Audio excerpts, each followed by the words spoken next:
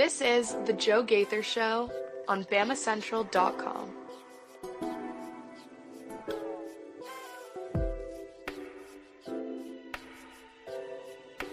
Good afternoon, Tuscaloosa, Internet world of West Alabama. How we doing today? It is the Joe Gaither Show on Bama Central, BamaCentral.com. You're hanging out with us on Spotify, Apple Podcasts, Amazon, your favorite podcast platform, or you're hanging out with us on the Bama Central YouTube channel. We're having a lot of fun in the Derek Daniels State Farm Studios today, and we are going to talk about Carson Beck some more. That's what we're going to do today. We're going to talk about Carson Beck. We're going to talk about a decommitment. We'll see where the conversation goes. On this Thursday, we invite you to jump in and join us in the comments section at Joe Gaither 6 on Facebook, Twitter, or YouTube, or right there at BamaCentral on the YouTube channel. You can find my friend Mason Woods getting set up in the Derek Daniels Studios at MAWoods_ on the Twitter machine. Having a lot of fun with Mason. Yesterday, we talked about Carson Beck a little bit, and as we got out of the show, the conversation kind of took off on us, and so we want to readdress what we said yesterday and give it some layers, go through the layers of this discussion with Mason in the Derek Daniels State Farm Studios. Call Derek and his team at 205-758-3391 for all your insurance needs. Like a good neighbor, Derek Daniel is there. Call and see how much Derek can save you today. Mason Woods, good morning, sir. How are you? Doing good. Excited to get into the conversation today. I think we have some fun topics to discuss, and maybe some things that maybe we can change some people's minds today on some opinions. Who knows? What are we changing minds on? Maybe Carson Beck. Carson Beck, that he's not good, or that he is good. You might, because I think you've convinced me. Well, okay, I think he is good. Let's go back to yesterday's conversation. Yesterday, it starts with Carson Beck. The second team to contact him out of the portal was Alabama, besides Miami. And we took off and ran from there. And what we said, I still don't think was inaccurate. I do believe that in some form or fashion, he was contacted by Alabama.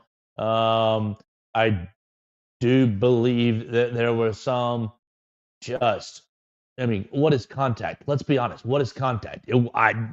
Doesn't mean, come be our starting quarterback. We'll give you $8 million and 5 Lamborghinis, and here's our deal, and blah, blah, blah. No, not that. But just contact. Where do you even get a Lamborghini in Alabama? You'd have to import it somewhere. Yeah, right? That's what they had to import it in Athens, right? You probably get one in Atlanta somewhere. Okay. Right. Technically importing from Atlanta. I think there was a little contact, but I think it was always Miami for Carson Beck. What you had reported after we went off, Andrew Bowen of On 3 Sports went out there and said that the report from Matthew or Michael Hayes? Matthew Hayes? Matt Hayes. Matt Hayes. Well, he said, this is a BS report. This is not true.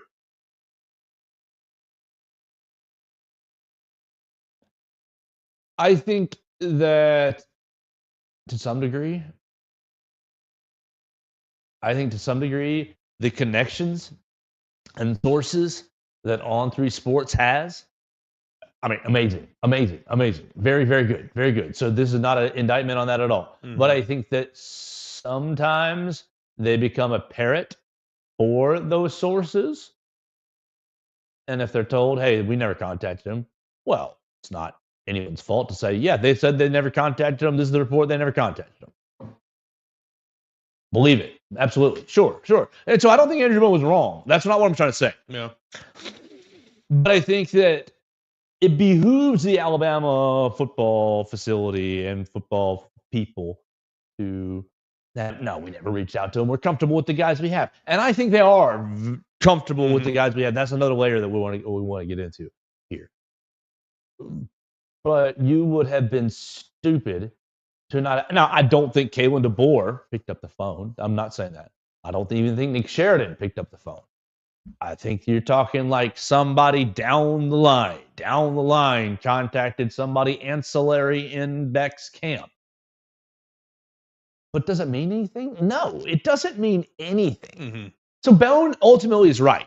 Andrew Bone is ultimately right. It doesn't mean anything. This report from Matthew Hayes, while I think is legitimate, means nothing.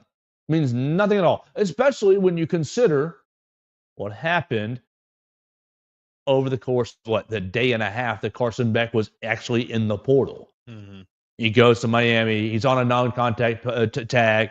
Andrew Bone reports that. But of course, a no-contact tag, what does that mean? Oh, you're going to get in trouble if you call this, or if you call his high school coach, or if you call, his aunt's, uncle's, brother's, mother's, sister. That's what I think contact here is probably technically true. Yeah, a really low-level touch point. Mm-hmm. But I don't think that it was ever serious. Like we said yesterday, I don't think it ever got off the ground. No. You dangle I saw 6.5. Is he getting $4 million or is he getting 6.5? I've seen both numbers. Carson Beck to Miami. And so you dangle $4 million and a year with my girlfriend on the beach, then it's no brainer. Mm-hmm. I'm going to Miami, taking my $4 million. Plenty of Lamborghinis to buy in Miami. That's for sure. Right. It's not serious. This whole Carson Beck to Alabama thing, it never. Even if it was Kalen DeBoer calling Carson Beck's cell phone, which it wasn't. I totally is hooey, right? It would never got off the ground. I'm sure. Hey, coach, if it were that, it might have responded. Yeah, coach, we'll keep in touch. Great to hear from you.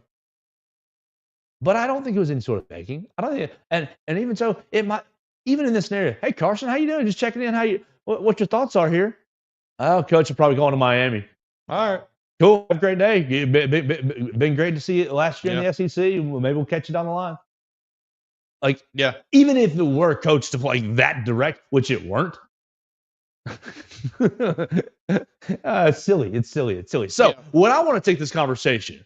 Well, first, invite you, Mason. I've been yapping. What you want to say? This may be exactly where you're heading because I know you kind of teased getting into talking about the quarterbacks that are on the roster, but I saw some discourse yesterday about, boy, those quarterbacks that they have must suck. And it's I don't think that is the correct takeaway from this whatsoever. Like you just kind of laid out, I think if this quote unquote contact did indeed happen, it was very preliminary. It was never really anything concrete. I doubt there was ever even any numbers discussed or anything like that. So I don't think at any point whoever was doing this contacting really had it in their head that, okay, Austin Mack and Ty Simpson are not cut out for this job. Keelan Russell's not cut out for this job. If whatever it is, I just think that's the wrong takeaway here. If you want to be excellent, you got to turn over every stone. And if a top quarterback jumps in the transfer portal, and you at least check in with him, you at least have some sort of hey, we're a top program, and people can talk about, we go back to yesterday's conversation and a lot of conversations around Carson Beck. Carson Beck is ass. Carson Beck, he turned the ball over. Carson Beck's terrible. I think Carson Beck was really let down by his teammates this year. No, I think he obviously plays a part in that, but I think he was let down by his teammates this year. I think he is viewed by the football minds, and I'm not saying that I'm one of them. I'm just saying that I think that he's viewed by the coaching staffs and the scouting departments oh, that's a real quarterback. We can win with him. We can plug him into our system and make it happen. But that's where he wanted to go, Mason, exactly to where you're leading me. I don't think it says anything about Austin Mack. I don't think it says anything about Ty Simpson. I don't think it says anything about Keelan Russell or Paul Ott-Caruth, Cade Ott-Caruth. Which one is it? Paul is the uncle who played the older. It's Cade who's on the roster. Or maybe he graduated. I hope he didn't graduate. I just love having a Caruth on the roster. That's fun to say. I don't think it says anything about him. I think it says we're a top program, and this is a top transfer portal target. We at least need to check in. At least see what he's doing. Right. Get an early jump on figure out where you going to Auburn? Going. Yeah, sure. Hey, have you heard from LSU? Yeah. Obviously, they both got quarterbacks themselves. But back to Georgia? I'm just trying to make a point here. You're right. Exactly. Hey, hey, Carson? What'd you hear from the scouts? Yeah. Oh, you transferring? Going to Okay, Oklahoma? what you thinking? Right, exactly. and so A lot of quarterback needy teams in the SEC. And so for people automatically going out there on Twitter and say, oh, they wanted Carson Beck to replace Austin Mack, to replace Ty Simpson, to replace. No, I think that if he'd have said, if you check in with Carson Beck and he said, hey, man, well, I kind of was thinking about Tuscaloosa. Then you get going and decide, well, do we want to bring that in? And I ultimately think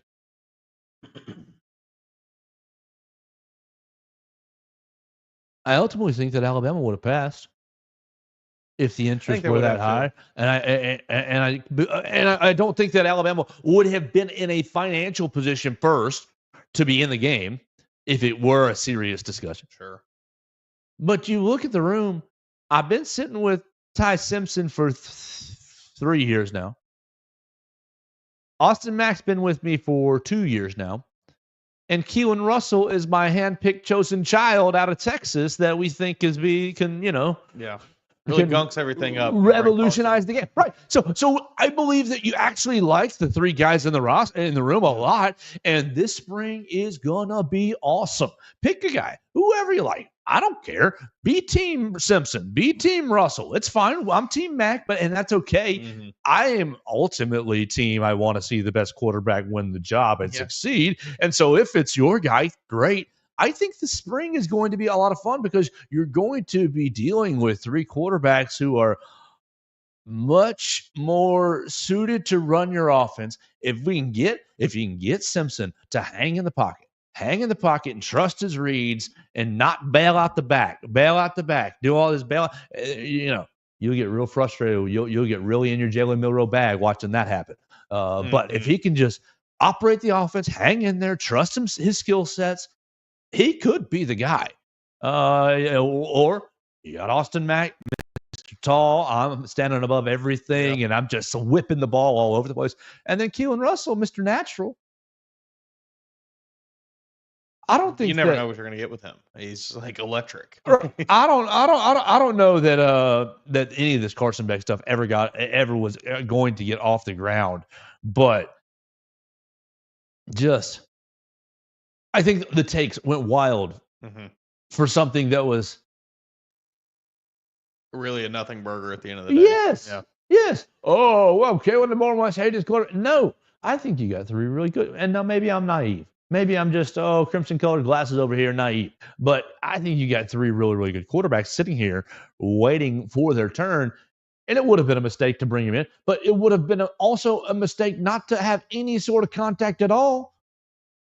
I mean, it's like, you look at the NFL draft, teams have their top 30 meetings. They meet with players that they know good and well they will not be in a position to draft, just to do their due diligence on the off chance it may happen and they fall to them. Quarterbacks will meet with teams picking in the 20s because who knows? You never know what's going to happen. They just want to check it out, do their due diligence. It's just what good teams do, good programs do. You like you said, you turn over every stone. So you look at Matt Hayes. I've got our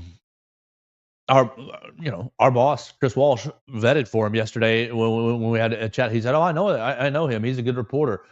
I don't think he made it up.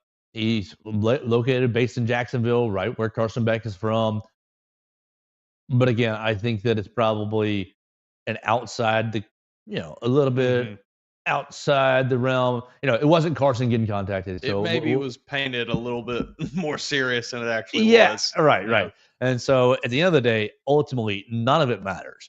You had spring practice in, 2.5 months or something so. Like that. Right. Fourth quarter first, and then spring practice. Speaking of the transfer portal window, before we get to, I got an article pulled up predicting the SEC starters.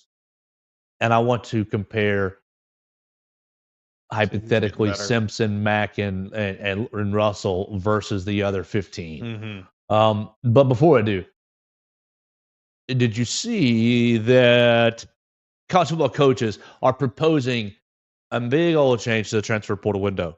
I saw something about it. And this bad boy needs to happen. Mhm. This bad boy needs to happen like next year, right now. Yes. They say we want to alter the December window. We want to make it 10 days in January.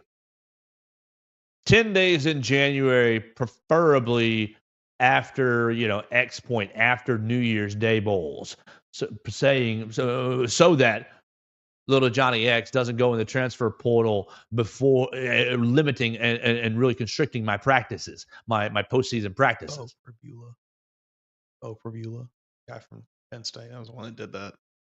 Oh, yeah. Visits while they were practicing for their playoff game. It's crazy. Crazy. I mean, it threw no fault of his own. That's the way the calendar is set up, and he was putting himself at a disadvantage if he had sat with the team and not taken visits to other schools. But it's ridiculous the way that the NCAA has set things up here. It's bad for both parties, the program and the kids trying to transfer. Right. The Arizona State coach Dillingham was like sitting there like, yeah, I'm going to help the kids transfer if they want to transfer, but if they want to practice and stay with us through the run, that's great. It's weird. It's very strange. This needs to happen right now. That way, look, Alabama almost had 2 different transfer portal kind of spots this year because you get the announcements before December 9th or whatever, wasn't it? December 9th, right after the SEC championship game, you got announcements before the portal opened, and obviously you had a couple of guys go in the portal or leave the team, before the season ended. But you had several guys go in right as it opened, and then it calmed off for a little bit, and then you had 3 or 4 more guys go right in before the bowl game. Mm-hmm. And then after the bowl game again, you had 3 or 4 more guys after that. And so, let's just calm it down. Give me just 10 days you're on portal watch. Yeah, I think that's the best way to do it. Just say this is the time where you have to focus on this. Let the coaches coach their team up through December, through the end of the season, where many teams are still playing. And then say, all right, this is the time where you don't have to focus on the X's and O's anymore. You get to just play the transfer portal game. Do you think Alabama won this year in the transfer portal? We haven't done that. We haven't talked about that enough. Do you think Alabama won the portal? What do you think we've done here? The Crimson Tide. Let's look at this coming and going. I know that we've got the coming and going article pretty close up here because it was pinned pretty recently. Do you think Alabama won the transfer portal this year, Mason? Before I actually tell it to you, I think so. I think what they got to address the team needs pretty well. Arrivals. We've gone the list of departures 100 times. You know who the departures are. Arrivals. David Byrd, long snapper from Cal. Kelby Collins, defensive lineman from Florida. Cam Calhoun, cornerback from Utah. Cam Dewberry, offensive lineman from Texas A&M. Isaiah Horton, wide receiver from Miami. Nakai Hill-Green, linebacker from Colorado. Oh, here's a hard one. Arkel Ungunwum. Arkel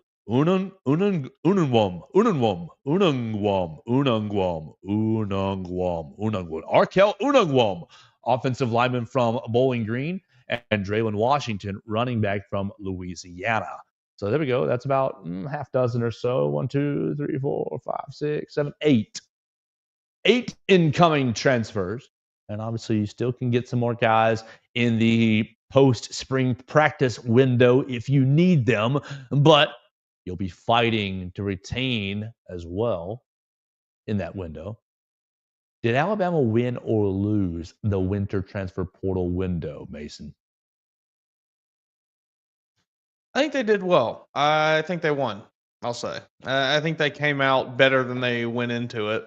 I think they addressed some positions of need, specifically wide receiver. You go get Isaiah Horton, who I think is really going to open up this offense a lot and give you a lot of things that you lacked this past season. I think Cam Calhoun at cornerback, probably not going to be a starter, but a guy that can provide depth, someone who was pretty talented last year and still has a lot of eligibility left. You fill in a spot on the offensive line with Cam Dewberry, I think, a very experienced starter in the SEC. And then you get another guy who is kind of in that mold of his ceiling is very, very high. Is a little bit of untapped potential, maybe a raw player. So I think you can work with him. Another guy who has a ton of eligibility left. The running back pickup is still a little confusing to me, but we talked about it. You need a little depth piece there, so you go get one. I feel really good about all these players that they got. I don't think any of them are going to be like, kind of forgotten about through the season as players who come here and then don't end up doing anything. I feel like just about all of them will be able to contribute this year. Only one I don't see contributing is the young man's name that I'm going to have to learn how to pronounce. Arkel Anugum. According to the Ball State website. Yeah, say it again. Anugum. Anugum. Anugwom. Anugum. Apparently just Anugum. Arkel Anugum. We're going to ignore the W. Okay. Apparently. Arkel Anugum. Offensive lineman out of Bowling Green. I think probably is going to be of a project. But I can see Cam Dewberry just walking right into Tyler Booker's spot. Maybe not being a one-to-one replacement, goodness gracious, who could be, but being his own player and playing left guard. I like Kelby Collins and his potential impact. Don't know a ton about Cam Calhoun and where you're going to play, buddy, but if we're going to rotate the defensive backfield like we did this season, then holy smokes, you're going to play. Yeah. Nikai Hill-Green, super experienced. I think you're going to see him a lot. A lot. He's going to be a thumper. Yeah. And Isaiah Horton, you got that was what was missing this year, a third option. That wasn't a tight end. And the tight ends were good, but they were tight ends. But they weren't. You want a third option to be a receiver, not a tight end. He brings that. I think that's good. I think it was good. It wasn't like a blowout win in the transfer portal. No. But it was a win. Mm-hmm. Look, a 3-point. Alabama kicked a field goal at the end of the game. 36-yard field goal. Got in line for a chip shot field goal to win the game. Yeah, I think of some of the positions that they addressed, there maybe was some better options out there that went to other schools, but I think overall they did a good job. If you had one more transfer portal spot, Mason, you can wave your magic wand and bring one more player in, maybe not name the player, but a position that you think needs to wave our magic wand, find us a player at this position in the spring transfer portal window. Probably go nab another tackle. Yeah, that was or mind reading here. Yeah, probably go get another offensive tackle. I don't really know even who all was available. Sure, that's what I'm suggesting. Maybe they, and I think Cam Dewberry's a good option to pick up. He's maybe going to play more on the inside, but if he can do that, that's probably what I would have done. I still, while I do think they won, still feel like there's maybe a little bit that could have been addressed there. Do you going into next year right now with Caden on the left side, Proctor? You're number 3. I like that. That gives me a lot of that revs me up. You're number 3.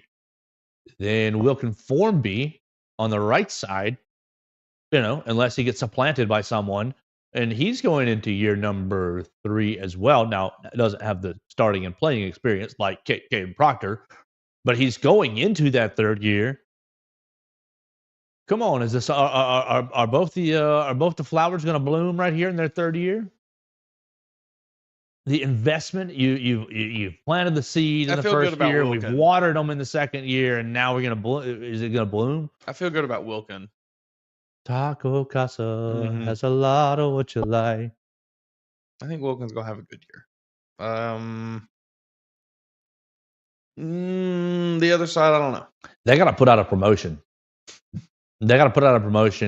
If Alabama football rushes for X yards, you get X tacos. That would be good. Or if Alabama football has fewer than, has 0 sacks in the game, you gotta go 0 there. You can't get a taco for a one-sack game. You gotta keep the quarterback clean.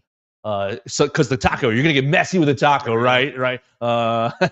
Is it messy nachos? Isn't that what they do? Yeah. So in order to earn the messy nachos, you got to keep the quarterback's jersey clean.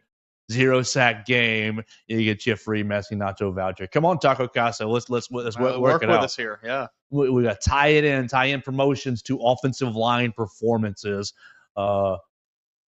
Shoot. Just like, because at basketball games, the place goes nuts for gooey fries. You get the opposing team to miss the first free throw, and obviously everybody's cheering anyways. It's free throws. Oh, yeah. But like you miss the first free throw, the place goes insane trying to get you miss that second free throw for their gooey fries. We got to tie in Taco Casa, some sort of offensive line promotion at select locations. What else could we do? I mean, sacks would be good. Rushing yards, pancake blocks. We gotta have somebody tracking pancake blocks, maybe. if the offensive line has 6-pack tacos or whatever, six pancake blocks. There we go. Oh yeah, that would be good. That would get that. I mean, I am a patron of Taco Casa, but that would get me in the doors. They got a lot of what you like. Wasn't that the tune? I don't know. That was their tune. Taco. Maybe. Hey, shoot. If I'm wrong, you can let me know in the comments. If that was not the tune and I just made up the Taco Casa jingle, you can let me know at Joe Gaither 6. All right, we're hanging out in the Derek Daniels studios, kind of going off the rails a little bit right there. We want to talk about the starting quarterbacks in the SEC, who they were going to be in 2025, at least according to this fella's article. Oh, let me scroll back to the top so I can find your name, sir. This is from ESPN Plus. If you don't have ESPN Plus, we'll let you behind the paywall right here. Multiple contributors. Okay, thank you. This says multiple contributors. I wanted to give you credit, multiple contributors, but multiple contributors predict the starting quarterbacks in all. I think it's every starting quarterback, but I'm just going to focus on the SEC. So I just typed in SEC right there. Okay, perfect. Scrolling all the way down.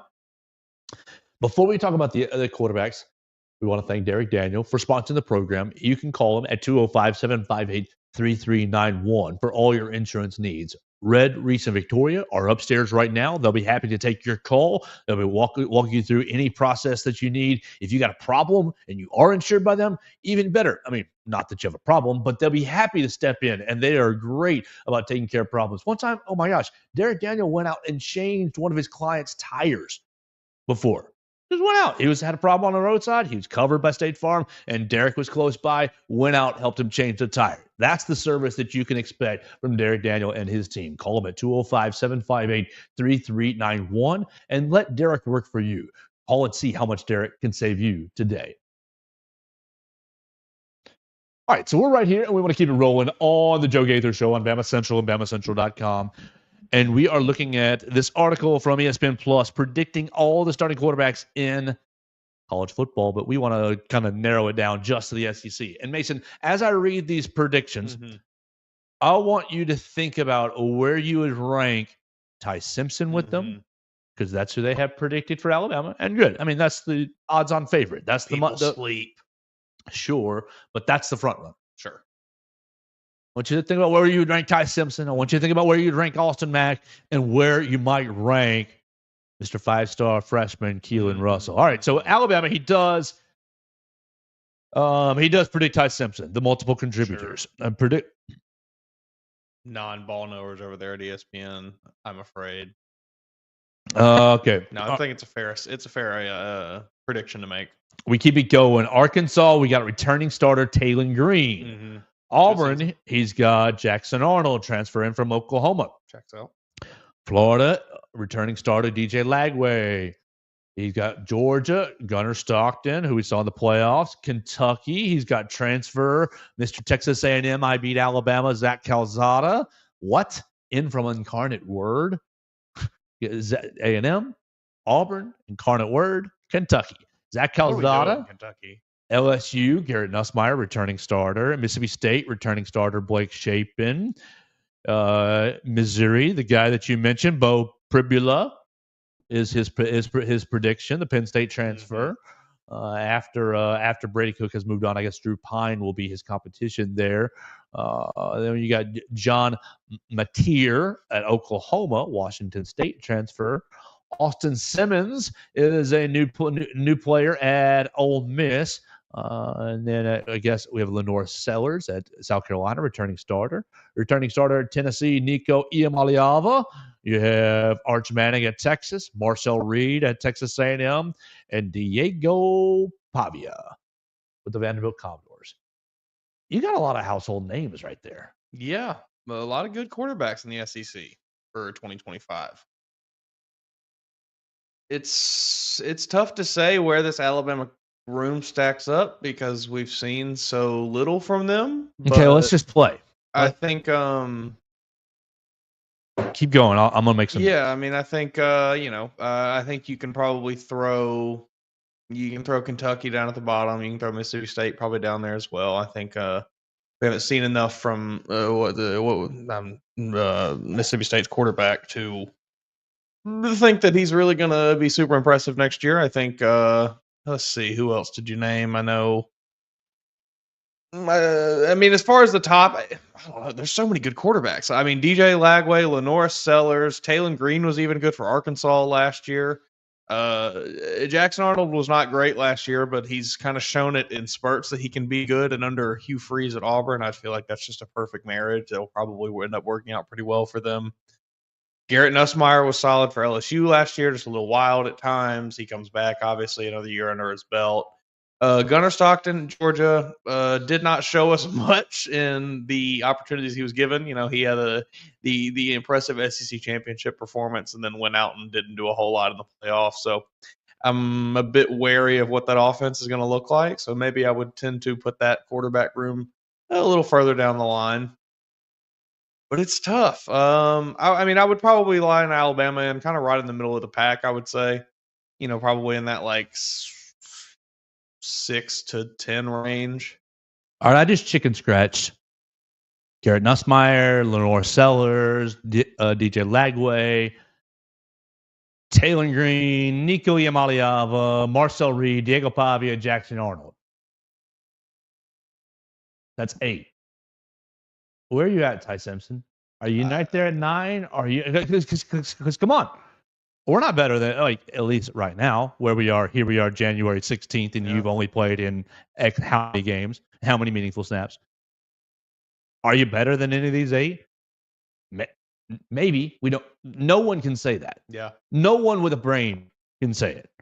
You can say it with your heart. Please feel free to. I welcome that. But yeah. Okay. That's 8 now. All right. I like and only out of ignorance, I don't know nothing about you, John Mateer. I don't know nothing about you, Bo Prebula. Are y'all better than Ty Simpson? All right, I'm gonna give my boy Ty Simpson the nod there. That's 2. Okay, here we go. Let's just take the rest of these. Okay, Pavia made my list. Marcel Reed made my list. Arch Manning. Ty Simpson over Diego Pavia. You are? You are? Yes, I am. I don't trust Diego Pavia. Okay. He's electric. Don't get me wrong, but he's going to lose you a lot of football games. Too. Okay, you're probably right. All right. So you keep a tally in your head. Mm-hmm. So I have 2. Now you have 3. I'm counting quarterbacks that are that are behind, above or behind. Arch Manning, above or behind? Above. Yeah, Arch. We're taking Manning over. I've seen enough from Arch in the very limited amount. Sellers and Iamaleava made our list. What do we know about Austin Simmons? Lane Kiffin, the write-up says, Lane Kiffin has not been looking to the transfer portal to find a successor for 3-year starter Jackson Dart. He trusts his next man up, and it's going to be the real deal. Simmons is a talented 2-sport athlete as a quarterback and a left-handed pitcher. He's played just 79 snaps, but impressed with a 75-yard touchdown drive in the Rebels' upset win over Georgia and threw for 282 yards on a 19 of 32 passing night in 2024. He has 3 more seasons of eligibility and a ton of upside. I mean, I don't think similar boat. I haven't seen enough from him. I don't think. I think he'll probably have a great season under Lane Kiffin, but that'll have to be seen. You taking Simpson and the gang? I'll give Simpson and the gang the nod here. Okay, 3, at least 3 quarterbacks. Okay, so I said John Mateer already was one of them. I had no idea about that. I'll put him above. I said Bo Prebula. I will put him above. All right, Blake Shapen, returning quarterback at Mississippi State, messed his knee up quickly. What, 2 or 3 games in to the season, messed his knee up bad. Let's see. Suffered season injury. Oh, excuse me, shoulder injury. I thought it was a knee injury. In the fourth game. But Chapin was third in the SEC with 974 passing yards and 8 passing touchdowns when he went down. 27-game starter should be the front runner entering spring, especially after Michael Van Buren moved to LSU, says the write-up. Blake Chapin better or worse than Ty Simpson and the gang? Just off of experience, we'll give him the nod. Okay, all right. Garrett Nussmeier was on our list. Zach Calzada, come on. Ty Simpson and the gang better than Zach that. Calzada, you're 14th. Right, so that's 4. 16th. Gunnar Stockton wasn't on my list. The Georgia quarterback, a lot of good in the SEC title game. I guess hype and adrenaline and not scouting. A lot of bad in the game against Notre Dame. Obviously, no, Georgia went to the transfer portal and they spent some bleeping money on wide receivers. They went hard. They said, we're done with these guys who can't catch the football. Gunnar Stockton, with those improved skill positions, better or worse than Ty Simpson in the game? I'm going to say worse. Oh, okay. I think Gunnar Stockton showed us the quarterback that he is, unfortunately. I don't think you're ever going to get a whole lot out of him. All right, I'll go with you. That's 5 for me, and that's 6 for you, right? Yeah. DJ Lagway was on my list. Are you in agreement? Better. Yeah. Jackson Arnold was on my list. Are you in agreement? Better. Yes, but I don't think it's a super wide gap there. Okay, that's the list. Taylor Green on my list, and then back to Alabama. Yeah. So what I have 5 quarterbacks. You had six. So we were right 10? in that 6 to 10 range. Yeah. So 10 I had to 9. Alabama at 11. Or yeah. Nope. Be all right. Austin Mack, number 1 By the end of the year? by the end of the year. No. Best quarterback in the SEC. Better than Garrett Nussmeier? Oh, Better than Lenore Sellers? don't mention DJ. Yeah, DJ's going to be nasty. Second year DJ Lagway. If I can work my throwing out just a little bit more, just keep he's dialing really, it in. Really good. I mean, Lenore Sellers will also, I think, be very good, but I think he has a little more to work on with the passing than maybe Lagway does. Garrett Nussmeier, I think, will continue to be the same quarterback he was this past season, which was he makes some impressive throws and all, but a lot of really bad decisions. Marcel Reed is interesting because he was kind of exciting this past season in moments, but also was, just kind of streaky. But with more experience, I would imagine he continues to get better.